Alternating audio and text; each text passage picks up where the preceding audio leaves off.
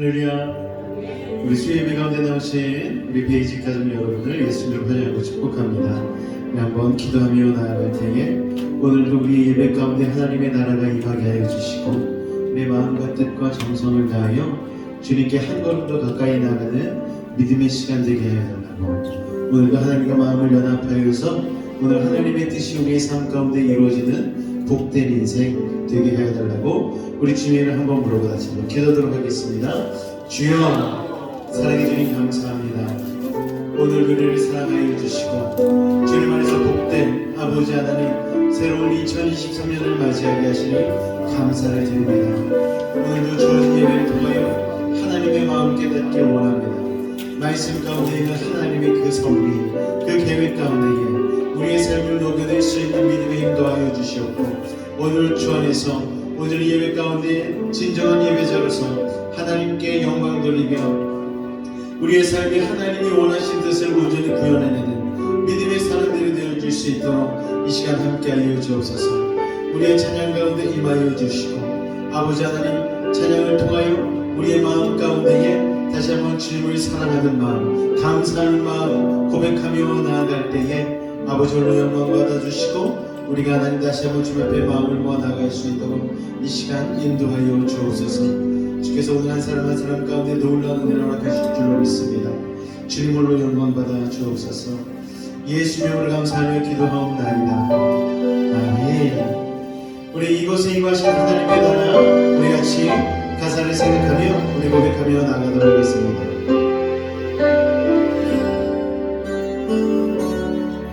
이곳에 임하신 하나님 나라 가난한 마음으로 바라보리라. 먼저 그 나라 그 뜻 구하며 나의 삶 드리리. 주님이 맡기신 하나님 나라 그들의 눈으로 바라보리라. 하늘의 뜻이 이 땅 가운데 완성된 그날까지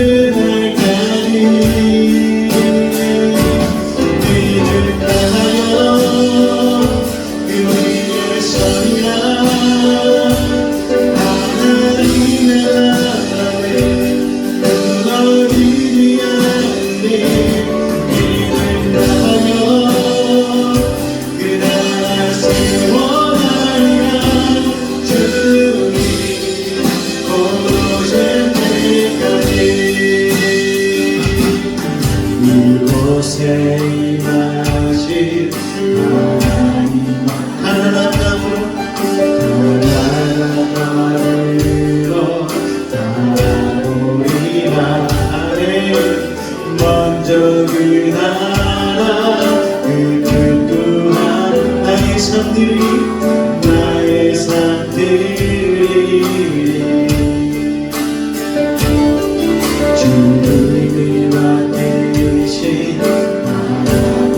믿음의 눈으로 바라보리라.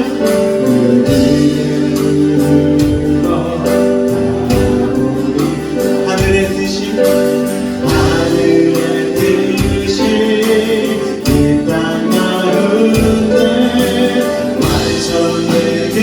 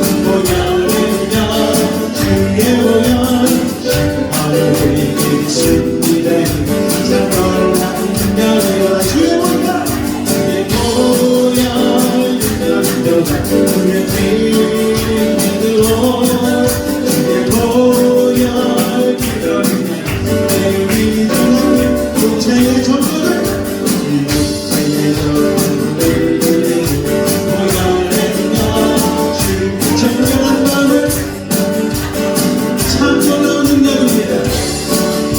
아멘. 주의 보혈 능력으로 주의 믿음으로 주의 보혈 그러네 내 믿음 비로라 눈보라 밝은 보혈의 능력 아멘.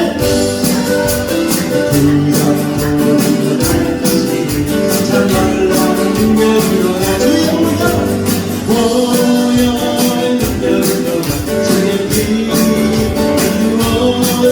주의 보혈 그러네 내 믿음 우주의 복음을 전하세요 보혈의 영 주의 보혈 참 놀라운 주의 보혈 주의 보혈 능력으로 주의 믿음으로 주의 보혈 그러네 내 믿음 눈보다 너에게 선선입니다. 눈보다 너에게 보혈의 능력 주의 보혈 참 놀라운 능력이로다 아멘. 주의 보혈 능력으로 주의 믿음으로 주의 보혈 그러네 내 믿음 비로 우주의 복음을 전하세요 보혈의 영광을 참 놀라운 능력을 고백합니다. 할렐루야. 주의 보혈 능력으로 주의 믿음으로 주의 보혈 그러네 내 믿음 비로 주의 보혈 능력으로 주의 믿음으로 주의 보혈 그러네 내 믿음 앞에 내가 같은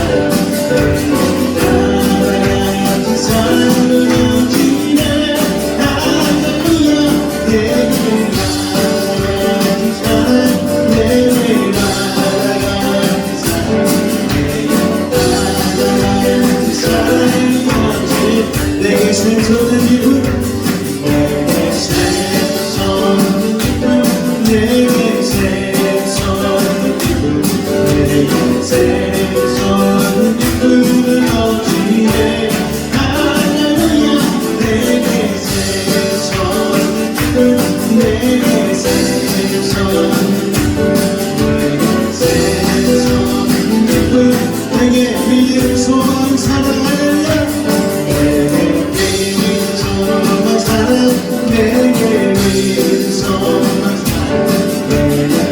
믿음소만 사랑은 어찌해 할렐루야 내게 믿음소만 사랑 내게 믿음소만 내게 믿음소만 사랑은 어찌해 하나님의 주여 영광의 박수입니다. 우리에게 참된 평안과 기쁨을 허락해 주시니 보로 영광받아 주옵소서. 하나님의 그 놀라운 은혜와 사랑을 꺼져가는 불도 그지하게 하시고 흔들리는 인생도 붙잡아 주시는 줄 믿습니다. 우리 그 주님을 이 찬양을 통해 같이 고백하며 나갔으면 좋겠습니다.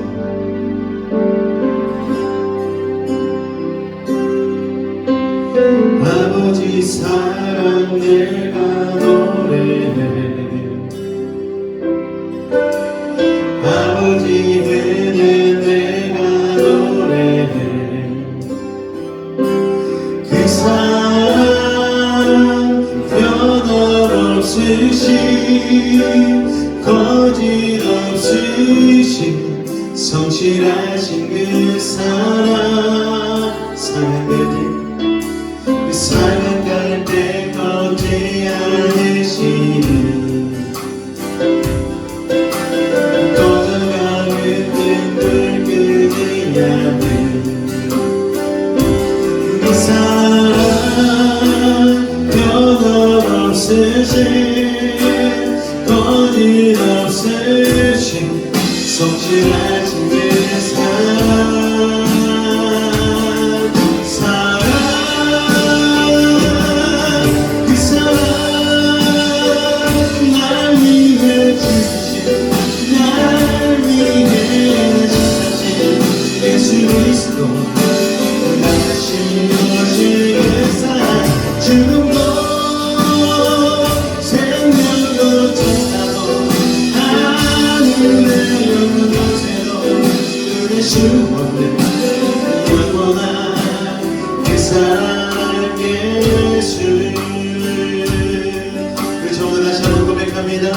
아버지 사랑 아버지 사랑 내가 노래해 아버지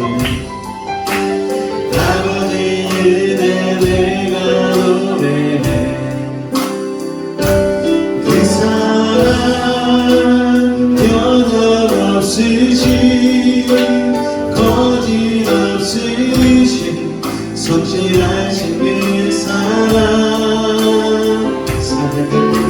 산갈 때 걷지 않으시니 꺼져가는 등불 끄지 않나네 그 사랑 변함없으신 거짓없으신 성실하신 그 사랑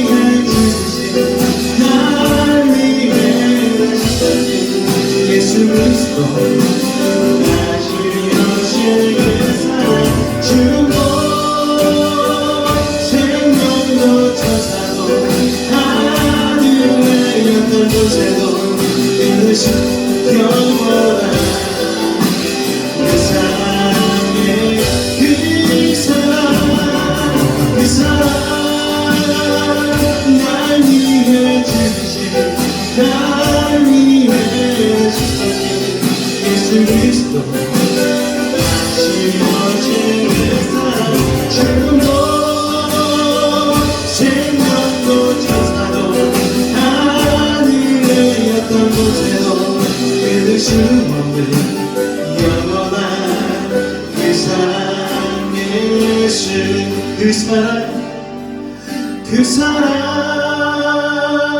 날 위해 죽으신 날 위해 다시 사신 예수 그리스도 다시 오실 그 사랑 죽음도 생명도 천사도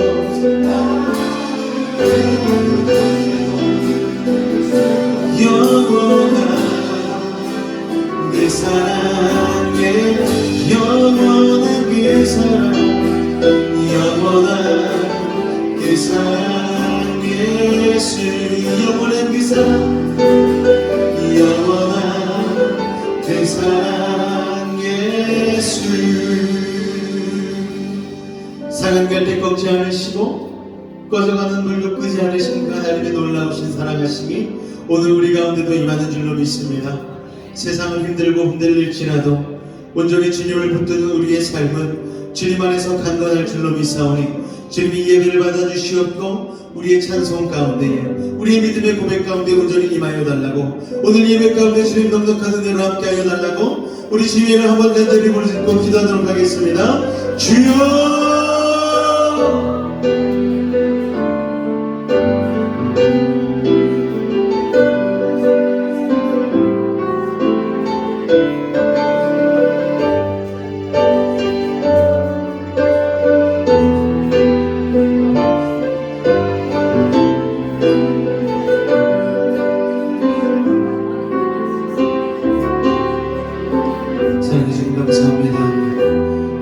주의 안에서 은혜를 부어주시고 아버지님 은혜 가운데 온전히 거하게 하시니 감사를 드립니다. 마음과 뜻과 정성을 다하여 오늘도 주님 앞에 나아갑니다. 한량없는 은혜를 더하여 주시고 아버지 하나님의 긍휼하심을 입을 수 있도록 이 시간 우리 가운데 함께하여 주옵소서.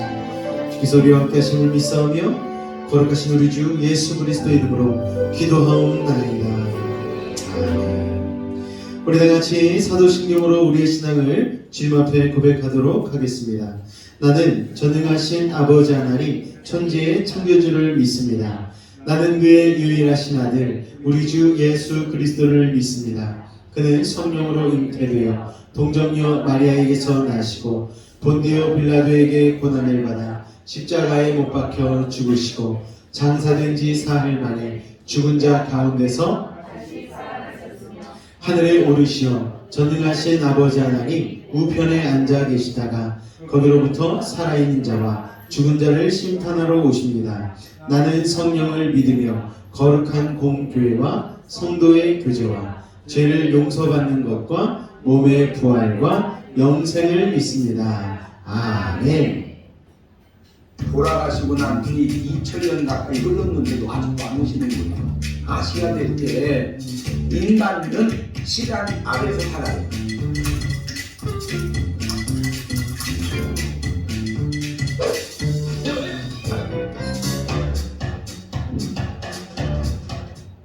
예수님이 살아계실 때 제자들에게 하신 말씀 가운데 하나가 너희 살아있는 자 중에 인자가 왕권을 가지고 오는 걸 볼 자들도 있다, 그렇게 말씀하셨어요. 그 말에 영향받은 제자들, 특별히 사도 바울은 그 말을 영향을 받고 장가도 안 가고 주님 맞이할 준비를 하고 살았어요.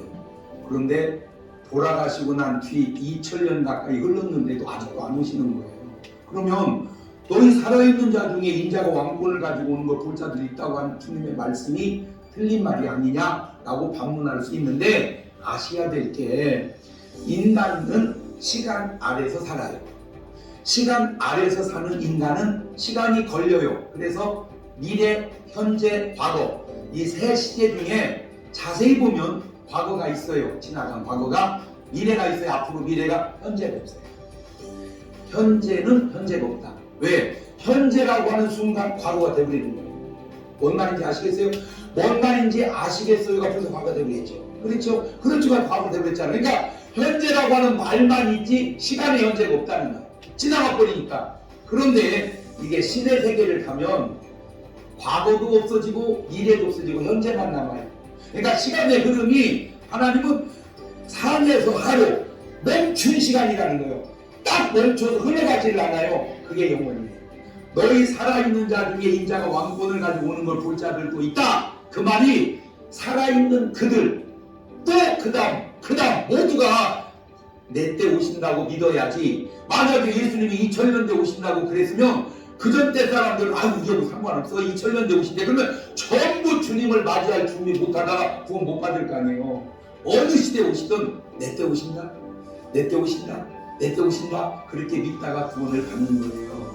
그러면 앞으로 2000년 후에 또 올지도 모르지 않냐. 그런데 아셔야 될 거는 언제 오시냐, 그거는 주님의 소관이지 우리 소관이 아니에요. 우리는 아무리 주님을 기다려도 자기 삶만큼만 기다리잖아요.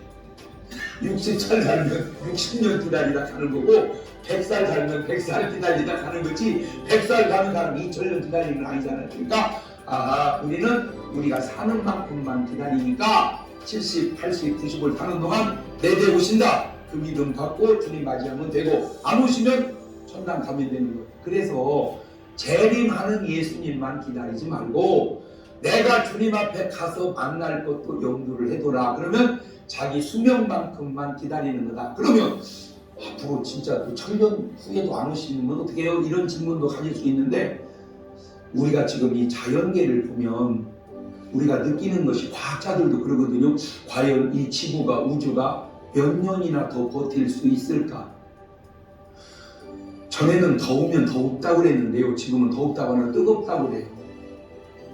굉장히 지구가 달궈져 가고 있어요.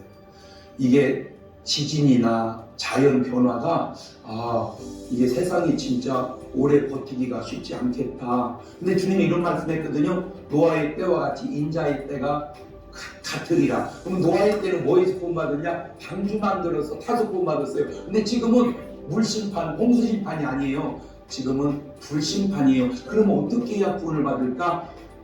제가 알아낸 게 지금 구원받을 수 있는 가장 좋은 조건은 성령을 마음속에 모시는 거예요.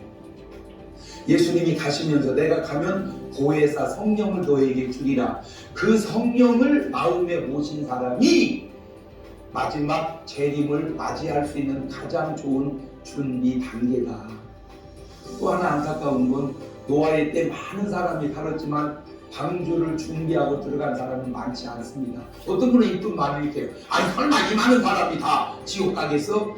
그건 인간적 생각일 뿐이고 8명이 방주에 타도 홍수가 오듯 주님의 때가 되면 몇 명이 믿건 상관없이 주님은 재림하시고 심판은 온다는 거죠. 그렇다면 방주 타는 노아와 같이 주님을 맞이할 수 있는 사람으로 바뀌어 있는 것이 중요하지 알지 못하는 내 생각과 고집으로 하는 것은 옳지 않다. 그래서 제가 누누이 하는 말입니다. 뭘 하든 천당은 가게 해놓고 하자. 뭘 하든 구원은 받게 해놓고 하자. 그 구원이 뭐냐? 딱 2가지입니다. 주 예수를 믿어라. 그리하면 너와 내 집이 구원을 얻으리라. 사람이 물과 성령으로 나지 아니하면 하나님 나라에 들어갈 수 없다. 예수 믿고 하나님의 성령을 우리 마음에 영접하면 구원은 완벽합니다. 세상이 어떻게 변하든 언제 주님이 오시든 예수 믿고 성령 받은 상태로 주님 앞에 가시든 오시는 주님을 맞이하시든 꼭 그렇게 구원받는 여러분 되시길 바랍니다. 아멘. 할렐루야. 자, 명절 잘 보내셨나요? 네. 명절 때 우리 어머님들은 다들 바쁘셔가지고 음식하느라고 그냥 손이 많을 새 없이 고생하시고 하신 거 제가 너무나 잘 알고 있습니다. 그래도 또 이렇게 주님 앞에서 다시 예배 가운데 나와서 다시 만나 뵈니까 너무 좋고 반갑고 또 추운 날 만나니까 더 좋은 것 같아요. 혼자 있으면 추운데 같이 있으니까 날씨가 오늘 새벽에 영하 10도 11도 그랬는데 오늘 아침에도 저는 어제 저녁에 너무 추우니까 오늘 아침 예배를 좀 특히 우리 전 김기정 목사님이 걱정되더라고요. 또 70살 넘으셨는데도 아침 영하 11도에 오시다가 얼어붙으시는 거 아닌가 걱정돼가지고 새벽 5시 한 20분 정도에 이렇게 문자를 드렸어요. 권사님 너무 추워서 권사님 제가 모시러 갈까요? 그랬더니 벌써 출발했어요. 그러시는 거예요.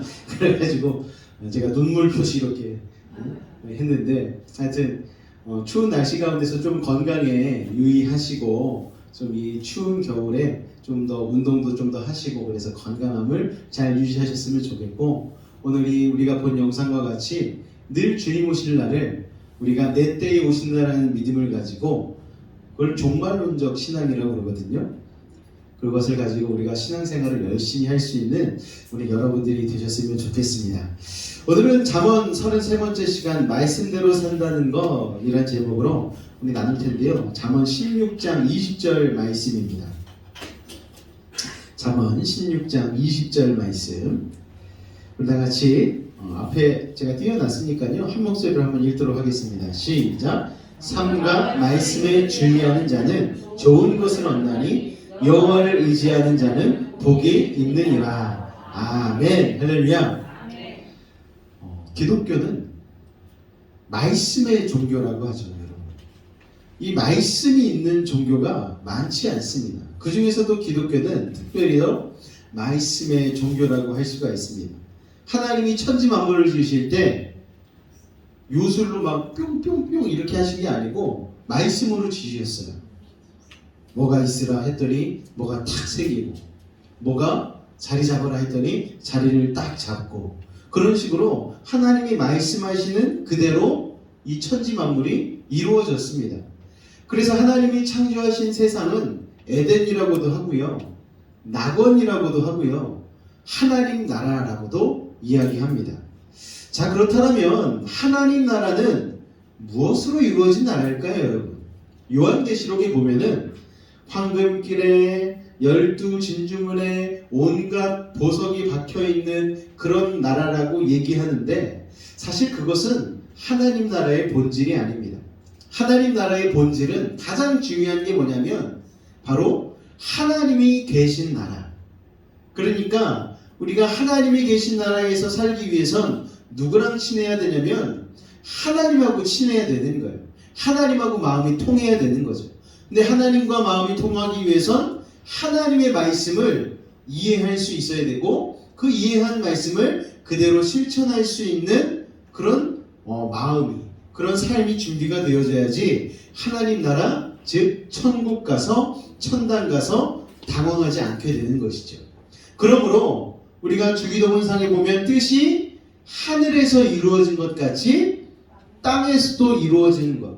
우리가 비록 이 땅에 살지만 하나님의 뜻대로, 하나님의 말씀대로 순종하여 살면 거기에 우리가 순간순간 하나님의 나라가 임하는 것을 느끼게 되는 거예요. 오늘 아침 예배도 제가 말씀을 드렸다시피 교통사고가 났는데 접촉사고가 났어요. 그분이 기독교인인지 아닌지는 저는 모르겠어요. 그런데 애엄마가 고열에 갓난아이를 데리고 급하게 응급실을 가다가 접촉사고를 내니까 이 자기가 잘못한 것도 아닌데 이 아주머니가 내리시더니 그 벌벌 떨고 있는 새댁을 꽉 끌어안아주고, 괜찮아, 마음 추스려, 빨리 애기 데리고 응급실 가야지, 이런 영상이 그대로 찍혀가지고 사람들에게 널리 이렇게 전파가 되었습니다. 사람들이 야, 아직도 세상은 살만하구나. 이게 뭐예요? 하나님의 나라가 임한 거예요. 야, 정말 하나님의 나라는 이런 나라겠구나. 무릎 탁 치면서 사람들은 그런 나라를 구체적으로 하나님의 나라라고 얘기하지 못하지만 이게 정말 사람 살만한 세상이구나 라고 느끼는 것. 그러니까 우리가 세상에 나가서 우리의 삶 가운데에 우리를 만나는 사람들에게 우리가 대할 때마다 그 사람들이 뭘 느끼게 해줘야 되는 거예요? 저 사람은 천국을 사는 것 같아. 저 사람 행복해 보여. 저 사람 기뻐 보여. 저 사람은 늘 감사해. 저 사람은 늘 양보하고, 저 사람은 힘들 때도 왠지 여유가 있어 보여.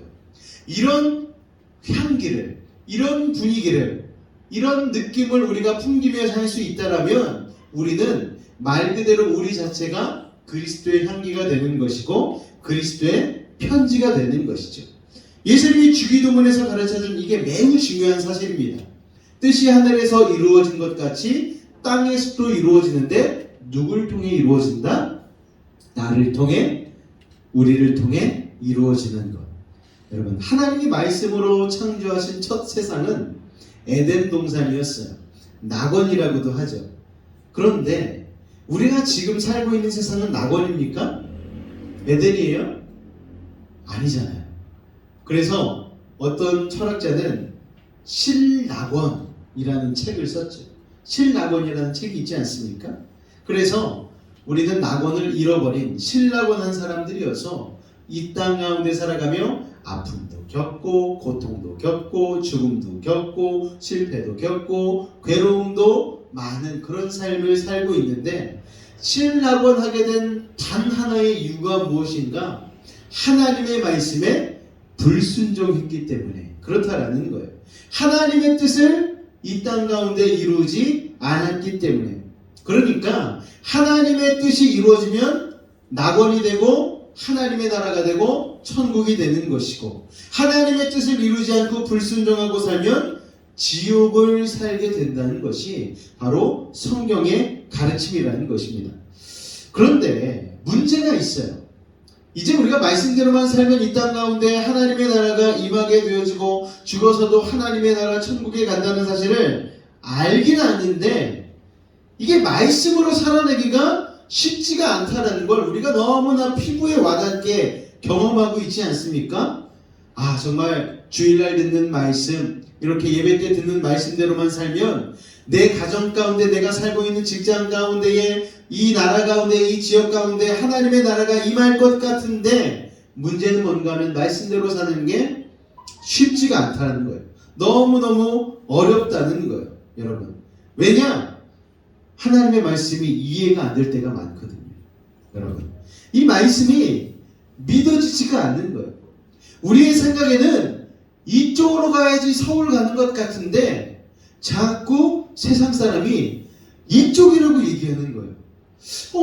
성경은 분명히 이쪽이라고 얘기하고 있는데 왜 세상 사람들은 자꾸 반대로 이쪽이라고 얘기하지? 하나님은 우리에게 계속해서 표현하시죠.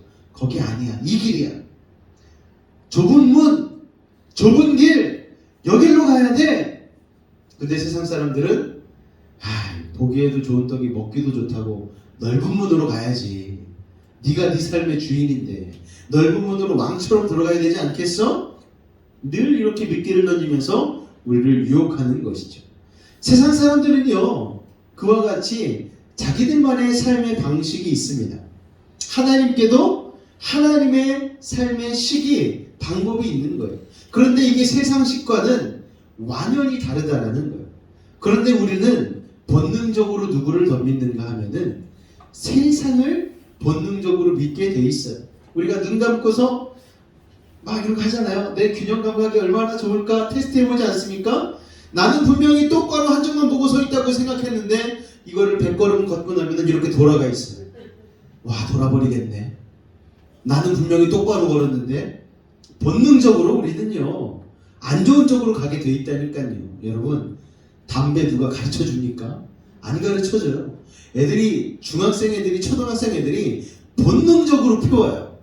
술 누가 가르쳐 주지도 않았는데 본능적으로 그냥 고등학생만 되면은 지들끼리 모여가지고 너니 누나한테 또 술을 사달라고 또 사다 줘. 대학생 언니 오빠들이. 그래가지고 막 자기네들끼리 막 술 파티하고, 이거 누가 막 책 가지고 술은 이때부터 이렇게 마셔야지 되는 것이니라 이렇게 가르쳐 주지 않거든요. 본능적으로 타락하고 악해지고 하는 거예요. 이게 바로 세상의 식 아니겠습니까? 그리고 본능적으로 우리는 하나님을 선택하는 것이 아니고 세상을 선택하게 된다는 거죠. 교회 다니면서 주여 믿습니다, 주여 믿습니다 하면서도 본능적으로 세상을 믿게 되어 있는 거예요. 이 시간 나같이 찬송가 백구동 찬양하겠습니다. 부동산에 너무 관심이 많아가지고 사회 찬송가 109장 불러야 되는데 109동이라고 자기도 모르게 본능적으로 세상을 믿는 거예요. 왜냐? 아담과 하와 이후에 신라고 했기 때문에, 죄가 세상 가운데 우리의 마음 가운데 들어왔기 때문에. 그래서 지금 그런 세상 가운데서 하나님의 말씀대로 살려면 죽으면 죽으리라 각오해야 되는 거예요. 여러분, 하나님의 말씀에서 순종해서 사는 길이 좁습니다. 여러분, 힘듭니다. 그런데도 힘들어도 말씀 따라 살아야지, 우리 아까 장경동 목사님이 하신 말씀처럼 종말을 준비하며 사는 인생이 되는 것이죠. 야, 힘들어도 내가 말씀 따라 살아야지 하는 이런 결단과 각오가 없으면 이게 참 쉽지 않다라는 거예요. 시편 1편에도 보면 복 있는 사람은 악인의 꾀를 쫓지 아니하고 오직 여호와의 율법을 즐거워하여 주야로 그것을 묵상하는 자르다 말씀하죠. 공감이 너무 안 돼요. 말씀이 즐거워? 그걸 주야로 묵상해? 어우 지겨워, 어우 재미없어. 우리 애들한테 하나님의 말씀이 꿀송이와 같이 달도다 하면은 저 사람 돌았네 이래요. 왜냐하면 본인들이 말씀 들을 때 얼마나 졸거든요. 재미 하나도 없거든요. 악인의 길을 따라 사는 사람은 복 없는 사람인 걸 우리가 머리로는 알아요. 그런데 악인의 꾀는요 너무 재밌거든요. 너무 흥미진진해요. 여러분, 드라마는요 우리가 10편씩 이번에 추석 때 보니까 정주행이라고 해가지고 예전에 유명했던 드라마들을 2-3편을 그냥 하루에 3-4편씩 쫙 정주행하게 틀어주더라고요. 야, 그거는 진짜 팝콘 옆에다 탁 놓고 마음을 굳게 먹을 필요도 없어요. 보기 시작하면 어제 생각 끝나 있어. 그런데 우리가 성경 읽을 때 옆에다 팝콘 놓고 자 이제부터 창세기 1장부터 50장까지 읽는 거야. 그러면 읽어질까요, 여러분? 이게 쉽지가 않습니다. 여러분, 여호와의 율법을 즐거워하고 이게 즐거워하는 것도 안 되는데 또 주야로 묵상해야 되고 어우 지겨워. 그 길을 따르는 것 이게 쉽지 않잖아요. 하나님을 나의 삶의 목자 삼아 인도하신 대로 따르는 삶, 그렇게 사는 자는 복이 있다고 얘기하는데 와, 나는 그 복 못 받을 것 같네, 그런 생각이 늘 드는 거예요. 그래도 여러분, 좁지만 힘들지만 그래도 하나님을 믿고 죽으면 죽으리라 하는 그 고집을 부리며 하나님을 따르는 사람들이 있습니다. 그 사람들은요, 뭘 깨달았는가 하면은 좁은 문으로 한번 들어가 보는 거예요. 좁은 길로 한번 들어가 보는 거예요. 야, 이거 이러면은 분명히 안 될 텐데, 하지만 내가 믿지는 셈 치고 한번 그 좁은 문으로 들어가 보겠다, 그 좁은 길로 걸어가 보겠다. 근데 그 사람들이 결국 깨닫는 게 뭔지 아십니까? 좁은 줄 알고 들어갔는데 막상 들어가면 길이 넓어지는 거예요. 좁은 길 같은데 막상 걸어가다 보면 순탄한 길이 되어지고 마음이 기쁘고 행복하고 너무나 보람찬 거예요. 하나님의 말씀대로 사는 것이 좁은 길인데 막상 각오하고 들어서면 점점 넓어져서 그 길에서 자유하게 되는 것. 여러분, 악인의 꾀는 입구가 아주 휘황찬란해요. 넓어요. 여러분, 놀이동산 입구처럼 아주 큽니다. 그런데 들어가면 점점 좁아지는 거예요. 여러분, 고기 잡는 그물과 같잖아요. 고기 잡는 그물을 쫙 펼치면 입구가 엄청 크니까 고기들이 미끼를 보고 막 몰려들지 않습니까? 그런데 어부가 쫙 잡아당기는 순간 입구가 사라져버리고 그 미끼 따라 들어온 물고기들은 다 잡혀서 나올 수가 없다라는 것이죠.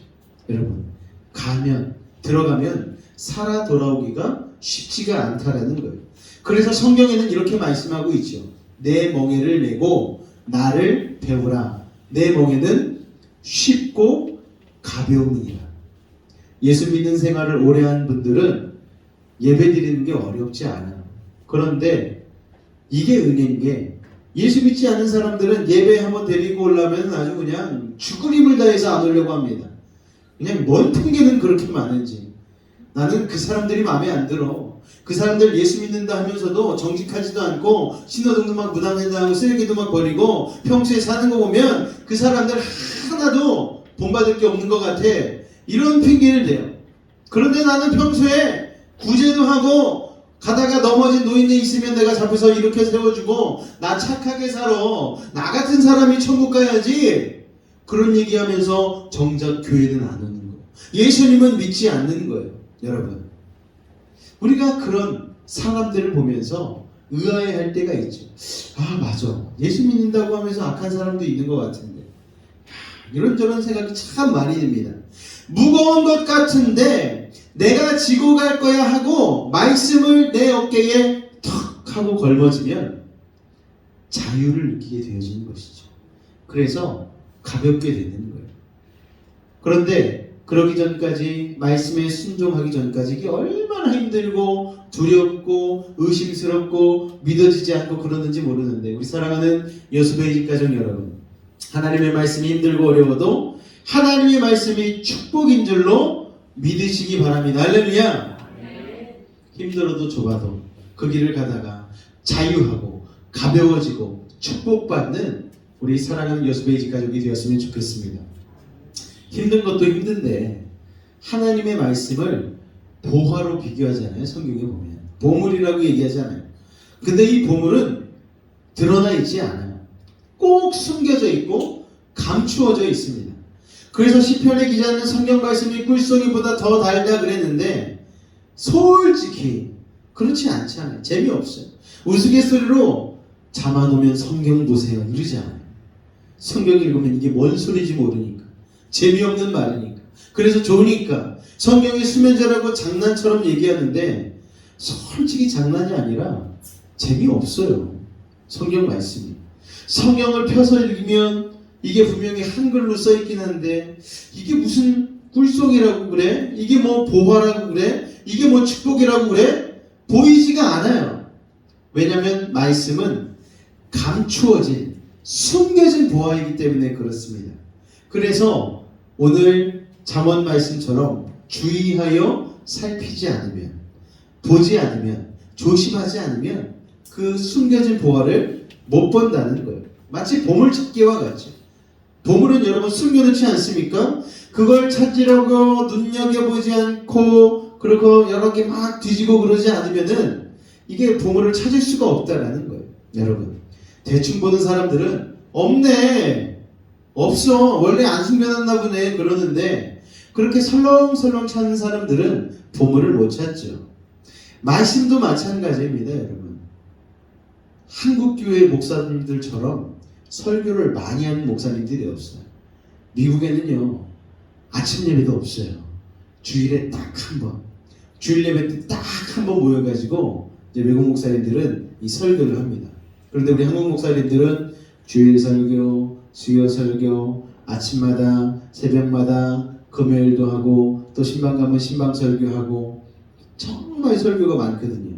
제가 많이 할 때는 하루에 한 10번 정도까지 설교한 적이 있어요. 신방 예배 다니면서. 여러분 와 그거 어떻게 설교 준비를 다 하나. 근데 아침 예배도 제가 설교 제목을 안 쓰는 이유가 있어요. 설교 제목 쓰는 게 너무 스트레스예요. 제목을 짓기가. 그래서 아침 예배는 매일 준비해야 되니까 이거 설교 제목 짓기가 너무 힘들다. 그 스트레스라도 내가 내려놔야지. 그래서 본문만 읽고 그냥 말씀만 나누고 그러지 않습니까? 5분이든 10분이든 이게 아침마다 한 장씩 말씀 묵상하고 설교를 준비해야 되는데 아무것도 모르면서 또 설교할 수는 없으니까 이제 말씀을 이렇게 딱 펼치고서 뚫어지게 쳐다봅니다. 그럼 말씀이 이렇게 스물스물 나오느냐? 그럴 때도 있어요. 우리가 아는 말씀 막 그런 거 막 눈 감고도 막 시편 23편 뭐 시편 1편 창세기 막 1장 이런 거는 그냥 눈 감고도 막 설교하지 않습니까? 그런데 안 그런 본문들이 있잖아요. 레위기 이런데 본문으로 정해가지고 한 장씩 하게 되면은 정말 속된 말로 미칠 것 같거든요. 뭐 이거 가지고 어떻게 설교를 해? 하나님 레위기는 왜 만드셔가지고 여기다가 놓으셨나요? 이 말씀 여기다 왜 넣으셨습니까? 그렇다고 뛰어넘을 수도 없고 그냥 갈 수도 없고 애가 타는 거예요. 그렇다고 또 아침 예배에 와서 앉아서 또 은혜 받겠다는 성도님들 계시는데 또 빈손으로 나갈 수는 없지 않습니까? 애가 타서 기도하고 마음에 이렇게 홈이 하나 든 것 같은 심정으로 말씀을 보고 또 봐요. 그러다가 정말 은혜가 탁 주어지면 요거다! 그러면 이제 편안하게 단잠 자는 거고 그렇게 밤새도록 봐도 이게 안 떠오를 때가 있어요. 묵상이 안 되고 여기 이렇게 보고 저기를 훑어보고 이렇게 애태우다 보면 그래도 안 될 때가 있어요. 그러면 그냥 눈이 감겨서 피곤하니까 자죠. 그러면 꿈에서 또 설교 준비하고 있는 거예요. 그러다가 꿈에서 뭐가 하나가 탁 튀어오른다. 그러면은 곧바로 일어나서 메모 착 해놓고 잠이 듭니다. 여러분 아침에 일어나서 설교해야 되니까. 근데 그게 그렇게 기쁠 수가 없어요. 어떻게 이런 말씀에서 이런 메시지가 나오지? 이럴 때가 있어요. 그래서 그런 말씀을 전하면 이제 성도님들도 같이 은혜를 받고 또 저도 은혜를 받고 할 때가 있습니다. 여러분 하나님의 말씀은요 그래서 건성으로 읽어서는 안 되는 거예요. 사람들은 속독이 좋다고 얘기하고 막 오늘 내가 몇십 장을 읽었네 몇백 장을 읽었네 막 이렇게 얘기하지만 그것보다 더 중요한 건 정독하는 거예요. 오늘 하나님의 이 말씀이 나에게 어떤 은혜를 오늘 하나님이 어떤 새로운 메시지를 나에게 주는지를 생각해 봐야 된다는 거죠. 그래서 메디테이션이라는 단어를 씁니다. 이거는 소가 되새김질할 때 쓰는 단어거든요. 소가 음식물을 위로 넣어서 다시 씹기 위해서 입으로 올리지 않습니까? 또 씹는 거예요. 소화 잘 되게 하기 위해서. 여기에 메디테이션이라는 단어를 쓰는데 이게 묵상이라는 단어입니다. 그렇게 씹고 또 씹고 씹어서 그 안에 있는 하나님의 마음, 하나님의 뜻 이런 것을 깨닫게 되어질 때에 우리가 하나님의 말씀이 정말 단맛, 꿀맛이 나지 않겠습니까? 그런데 이게 또 그냥 성경 말씀만 읽어서 되는 게 아니고 인생의 쓴맛을 보게 되면 성경 말씀의 단맛이 느껴지더라고요. 야, 이게 그런 내용이었네 라고 깨닫게 되어지는 게 있어요. 그래서 우리 아이들은 예배 때 와서 막 재밌게 해줘야 돼요. 막 웃겨야 되고 막 실없는 소리 한 번씩 해줘야 되고. 그런데 어른들은 안 그렇잖아요. 어른들은 그냥 똑바로 전해도 어른들이 어떤 분들은 눈물도 막 흘리시고 까르르 웃으실 때도 있고, 저는 그냥 똑바로 정말 뚫을 텐데. 왜요? 자신의 삶의 경험에 비추어 봤을 때 이 말씀의 은혜가 새록새록 떠오르거든요. 요새 아침에 다윗에 대한 말씀을 많이 전하는데, 맞아, 나도 저랬었지. 맞아, 나도 저때 저랬었어. 맞아, 나도 그때 하나님이 이렇게 구원해 주신, 건져 주신 적이 있었지. 할렐루야, 역시 하나님은 신실하죠. 이러면서 스스로 이거를 묵상하게 되고 깨닫게 되어지고 경험에 비추어 봐서 단맛을 뽑아낼 수 있는 신앙적인 경지에 이르게 되어지니까, 그러니까 어른들한테는 그냥 막 씹어서 드리지 않고 그냥 이렇게 전해도 되는 거예요. 사실 어른들은 성경만 읽으셔도 은혜가 되잖아요. 하나님은 이런 분이셨지, 이렇게 날 구원하셨지, 할렐루야. 여러분, 읽고 또 읽고 깨닫고 또 깨닫고 무수히 반복해서 이걸 그래서 기억 속에 넣는 게 아니고 무의식 속에 이미 우리 성도님들 가운데 심어져 있다라는 거예요. 가만히 듣다 보면 아시겠지만요, 설교의 제목과 본문은 바뀌는데 내용은 자주 반복하게 되는 것을 볼 수가 있습니다. 이게 어느 정도는 좀 의도적인 게 있어요. 왜냐하면 반복되지 않는 진리는 절대로 학습되지 않는다라는 말이 있습니다. 이게 교육학에서 나온 말인데, 교육의 가장 기본 원리와 원칙은요, 반복하는 것이고 복습하는 거예요. 그래서 하나님의 말씀 안에서의 깨달음을, 보물을 주의 깊게 찾은 후에 그것을 반복하고 읽고 아멘하고 해서 되새김질하는 것이 굉장히 중요합니다. 그래서 제가 예전에 이제 비서로 있을 때에 목사님들의 설교가 있잖아요. 이게 보통 몇 년치 설교가 있냐면요, 3년치의 설교가 준비되어져 있습니다. 그러면은 그 목사님들이 이제 연륜이 있으신 분들은 3년 설교를 계속 3년마다 로테이션 하면서 돌려가면서 설교를 하셔요. 그러면은 이게 자연스럽게 반복이 되어지고 훈련이 되어지고 되새김질이 되어지는 것이죠. 자, 이게 굉장히 중요하다는 거예요. 자, 그리고 이 말씀을 대할 때에 한 가지 더 중요한 것이 있습니다. 그것은 무엇인가 하면 바로 행하는 것이죠. 여러분, 오늘 말씀에 주의하는 자는 이렇게 캐고 주의하고 반복하고 이거를 거기다가 주의하는 자라고 그랬는데, 그 다음에 여호와를 의지하는 자는 그 말씀을 의지하는 거라 얘기하는 거예요. 말씀을 의지한다는 게 여러분 뭡니까?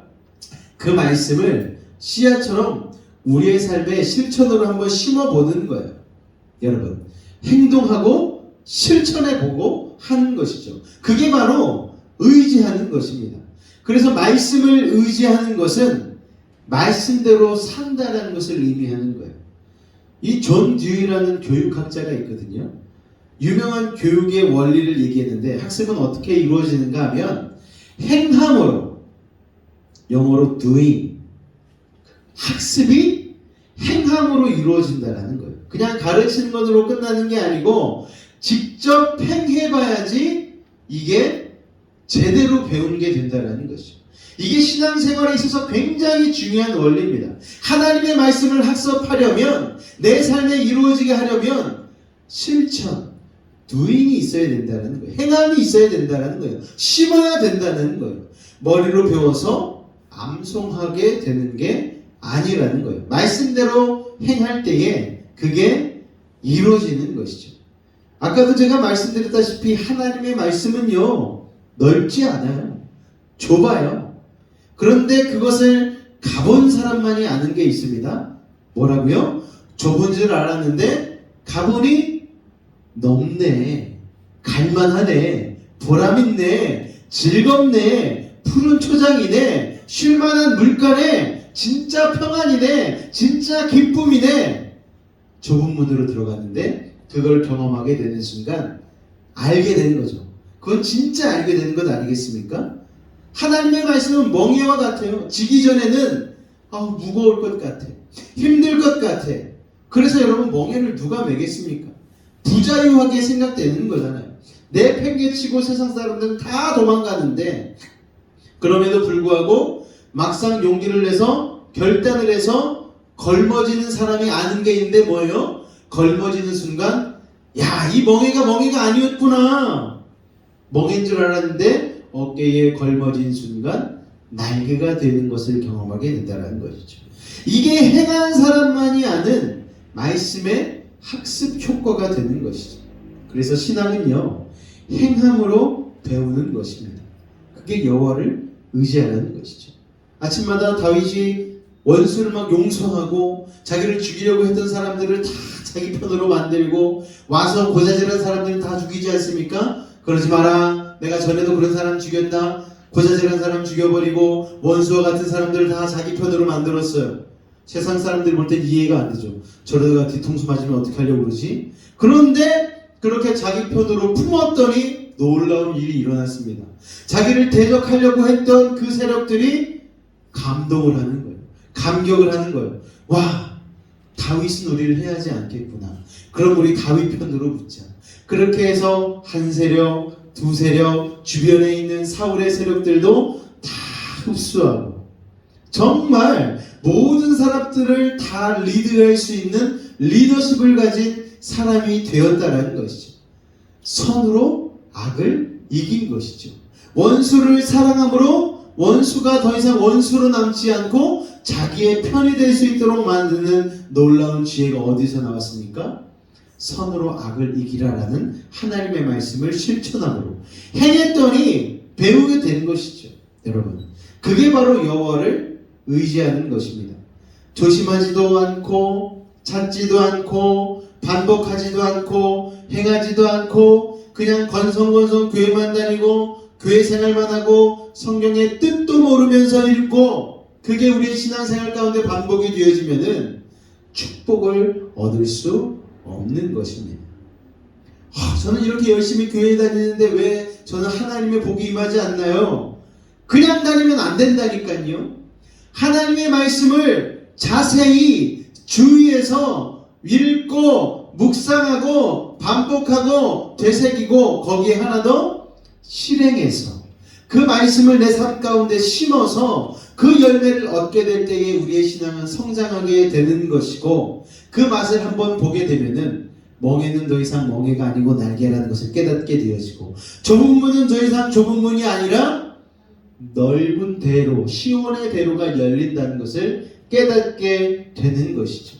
여러분, 말씀에 순종하여 살면 정말 좋은 것을 얻게 됩니다. 저도 수없이 많은 간증할 수 있어요. 제가 말씀대로 이렇게 살아왔더니 이런 놀라운 복을 하나님께서 주시더라고요. 죽으면 죽지, 손해봐도 가야지, 하나님의 뜻대로 살고 가야지 하고 저질렀던 일들이 하나님께서 다 성공으로, 축복으로, 보람으로, 즐거움으로, 평강으로, 행복으로 돌려주신 사건들이 저뿐만이 아니고 여러분의 삶 가운데도 얼마나 많이 있으셨습니까? 그래서 믿음은 성경에 보니까 바라는 것들의 실상, 보지 못하는 것들의 증거. 우리는 심어봐서 실상을 받고 증거를 받잖아요. 그래서 우리는 모두 다 주님의 증인이 되는 것이죠. 여러분, 변호사가 되면 안 되는 거예요. 우리는 증인이 돼야 되는 거예요. 여러분, 세상 사람들은 자꾸 우리에게 변호사 같은 질문을 해요. 야, 예수님이 어디 계셔? 하나님 나라가 어디 있어? 그때 우리는요, 내가 봤어. 내가 이렇게 했더니 하나님의 나라가 임하더라고. 살만한 세상이 열리더라고. 너무 행복하더라고. 그리고 이거를 거짓이 아닌 우리의 삶에 나타나는 열매로 그들 가운데 증거할 때에, 증인이 되어질 때에 그 사람들은 우리의 진심을 파악하고 느끼고 깨닫고, 그래? 그럼 나도 한번 믿어봐야지. 나도 한번 가봐야지. 나도 한번 해봐야지. 그래서 우리가 그렇게 그리스도의 편지가 되는 것이고 그리스도의 향기가 되는 것이죠. 그렇기 때문에 여러분, 하나님의 말씀을 읽을 때, 들을 때 건성으로 지나치지 마시고 보물을 찾는 것처럼 하나님 오늘 이 말씀 가운데 나에게 어떤 말씀을 하시는지 여러분 호미를 가지고 계속 파시기 바랍니다. 오늘 나의 삶 가운데 무엇을 적용할까? 하나님이 오늘 나의 삶 가운데 뭘 하라고 이렇게 말씀하시는 것일까? 여러분, 목마른 사슴이 시냇물을 찾듯 갈급한 심령으로 말씀을 대할 수만 있다라면 여러분 삶 가운데에 놀라운 하나님의 나라가 임하는 기적적인 일들이 일어나게 될 줄로 믿습니다. 그리고 그렇게 한 번 캐셨다면 한 번에 만족하지 마시고 반복하시기 바래요. 그리고 반복에 그치지 말고 행해 보시기 바랍니다. 그래서 행함으로 나타난 실상과 증거를 가지고 하나님을 의지하고 말씀에 의지하여 처음부터 얘기한 하나님의 말씀과 뜻이 이루어지는 놀라운 하나님 나라의 축복을 여러분의 삶의 현장 가운데서 누리시고, 그리고 그렇게 하나님 나라를 바라보며 소망하며 살아갈 수 있는 우리 여수베이직 가족들이 다 되실 수 있기를 주님의 이름으로 축원을 드립니다. 할렐루야. 말씀의 종교인 기독교, 말씀으로 승부를 거시기 바랍니다. 말씀을 늘 가까이 하시기 바랍니다. 그렇게 승리하시며 간증하실 수 있는 축복의 증인들이 다 되실 수 있기를 주님의 이름으로 축원을 드립니다. 우리 찬양 중에 주님 말씀하시면 이라는 찬양이 있거든요. 우리 이 찬양 같이 한번 우리 고백해 보도록 하겠습니다.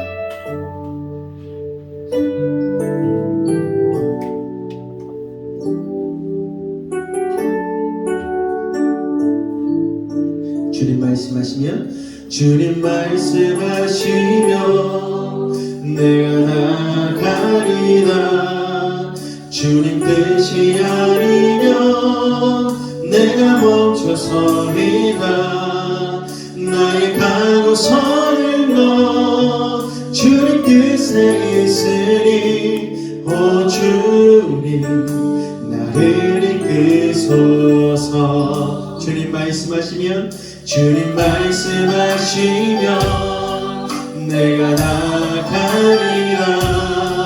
주님 뜻이 아니면 내가 멈춰서리라. 나의 갈고 서는 것 주님 뜻에 있으니 오 주님 나를 이끄소서. 뜻하신 그곳에 나 있기 원합니다. 이끄시는 대로 순종하며 살리리. 연약한 내 영혼 통하여 일하소서. 주님 나라와 그 뜻을 위하여. 뜻하신 그곳에, 뜻하신 그곳에 나 있기 원합니다. 이끄시는 대로 순종하며 살리니. 연약한 내 영혼 통하여 일하소서. 주님 나라와 그 뜻을 위하여.